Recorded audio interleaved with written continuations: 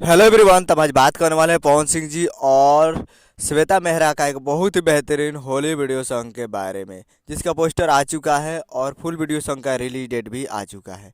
और इसे गाए हैं पवन सिंह जी और शिवानी सिंह जी, और इसे लिखे हैं आशुतोष तिवारी जी, और इसे म्यूजिक दिया है प्रियांशु सिंह जी, जो कि आपको स्क्रीन कवर दिखाई दे रहा है।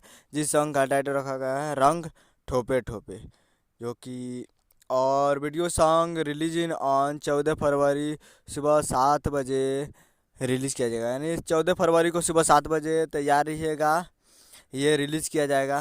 पवन सिंह जी का और श्वेता मेहरा का एक बहुत ही बेहतरीन वीडियो सॉन्ग है, और वीडियो में है पवन सिंह जी और श्वेता मेहरा जी, जो कि काफ़ी बेहतरीन होने वाला है ये। और 14 फरवरी को सुबह 7 बजे तैयार रहिएगा, web music Bhojpuri YouTube channel पे फुल वीडियो सॉन्ग रिलीज़ किया जाएगा और काफ़ी बेहतरीन होगा। तो आप लोग 14 फरवरी को सुबह 7 बजे web music Bhojpuri YouTube channel.